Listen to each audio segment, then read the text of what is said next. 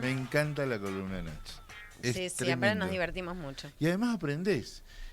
Ahora vamos a aprender también y nos van a contar y vamos a tener un resumen, una reseña, como le quiero decir. Está en contacto con nosotros Barbie. Hola Barbie, ¿cómo te va?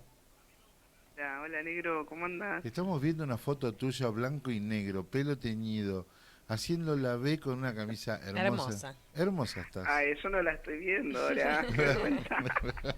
¿Cómo estás? Te noto ya por el tono que venís con una alegría por el encuentro. ¿Es así?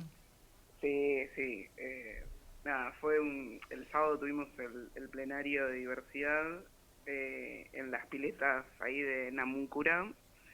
De paso agradecer a Acción Social y a Organización que nos colaboraron para que podamos realizar ese plenario. Y nada, estuvo espectacular, muy, muy hermoso. Participaron alrededor de más de 20 organismos, Exacto. tanto del Estado de Nación, de ciudad y de provincia. ¿Y qué es lo más importante que se llevó la compañerada? Yo creo que y muchas cosas igual, porque se debatió bastante y fuerte, muchísimas cosas, Ay, me gustó. entre varias líneas, como bueno, la gran incógnita de cómo resolver esta acefalía de representación Sí. en la dirigencia política en general, Ujú. por lo menos las diversidades sexuales, ¿no? Claro. Ujú. Che, Y cómo vamos en retroceso también. Yo recién los estaba escuchando y escuchaba la columna de Nacho también y pensaba, ¿no? Cómo, por ejemplo, Rusia, tener como un modelo de país, tal vez en ciertos puntos un ejemplo, ¿no? Y cosas a copiar, pero a su vez es un país donde las políticas de inclusión bueno. todavía, Si en materia de diversidad no existe. exacto, Ujú. es un país donde la diversidad sexual todavía está criminalizada, Totalmente. ¿no? Mira, Entonces, como, y es un poco también lo que, qué sé yo, venimos viendo últimamente en nuestro país, ¿no? Cómo de alguna forma avanzamos en algunos temas, pero por otros lados retrocedemos. Bueno, hoy en día con las políticas de mi ley estamos en foco, ¿no? Los feminismos y las diversidades sexuales, entre otros sectores de la población, pero bueno, a mí me toca hablar específicamente de ese sector, ¿no? Sí, Nada, y como un montón de contradicciones, ¿no? cómo todos estos discursos, digo, desde el gobierno y de prohibiciones, como lo del lenguaje inclusivo, habilitan nuevamente las Exacto. violencias, ¿no? Hasta hacia estos sectores. Exacto, porque son, o sea, o sea, discursos o instancias de querer también tapar otras cosas, ¿no? Que están sucediendo, totalmente.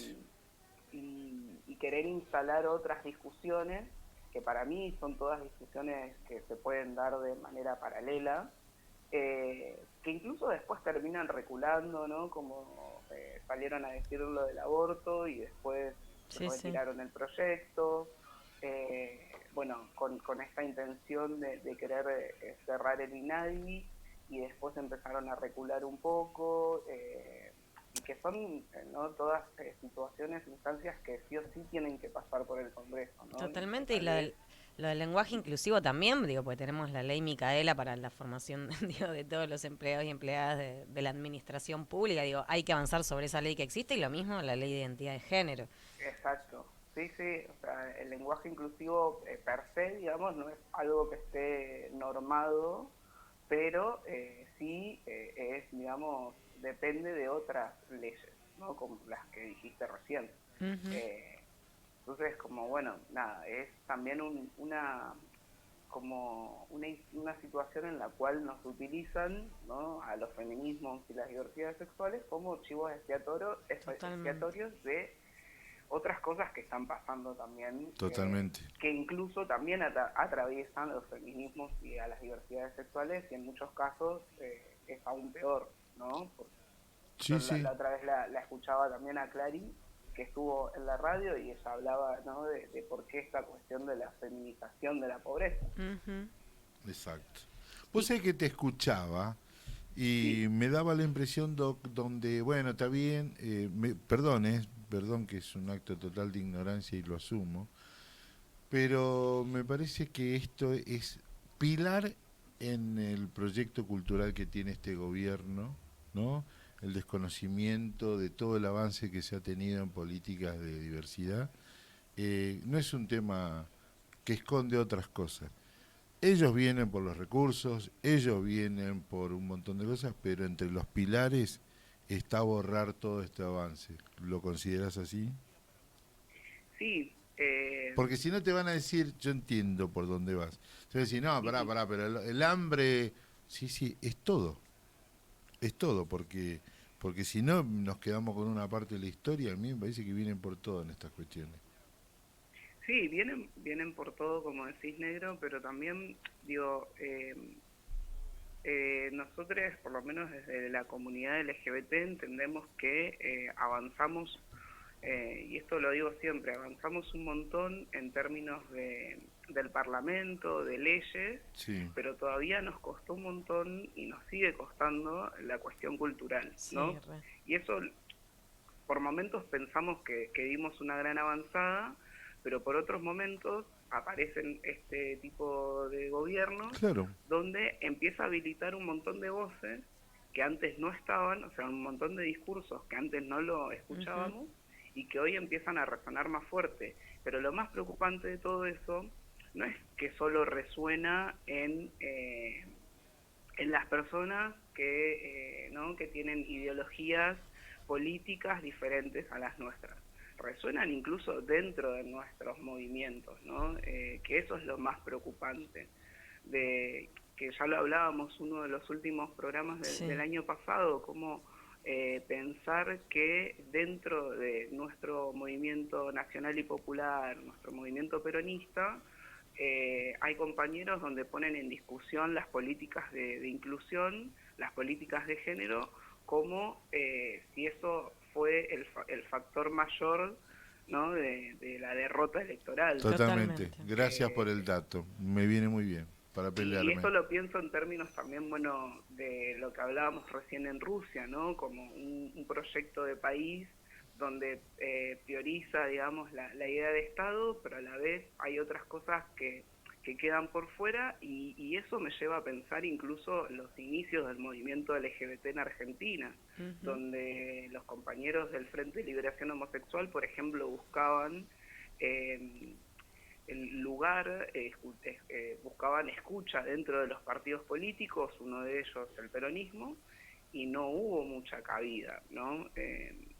Entonces como que me parece que la batalla cultural que nos tenemos que replantear, que seguir replanteando, es mucho más profunda de lo que pensamos incluso. Ujú. Sí, Eh, Hoy sí, tal vez no nos persiguen por, no sé, ir por la calle dos pibas de la mano, pero en el discurso sí, ¿no? Y en las políticas. sí. Y en la nueva salida, tiene que haber ese lugar para las expresiones, porque si no, es verso. Si no, nos quedamos a mitad de camino siempre. ¿Entendés? Sí, Como dicieron, luchen, pero nosotros los representamos. No, muchachos, basta. claro. Nosotros también podemos representarnos, eso es clarísimo. Che, Y Barbie, y no sé si, bueno, supongo que de escuchar a las compañeras ahí en los plenarios, tenés una idea de cómo se reacciona a esto, cómo se sigue, cómo nos organizamos, digamos. Bueno, y una de las grandes, digamos, tareas que nos salió del plenario es la formación, por ejemplo, ¿no? Y la formación en todo sentido, ya sea para compañeros Sí. fuera del movimiento LGBT y para nosotros mismos también, para el día de mañana estar, digamos, preparados y preparadas para ocupar espacios. Digo, vimos que estas últimas elecciones eh, presidenciales, ¿no?, y por ende legislativas también, y las que se dan en las provincias, hubo un retroceso enorme en los últimos armados de lista donde por lo menos se incluían a compañeras travestis, trans Sí. y otras compañeras de la diversidad. En estas últimas listas no.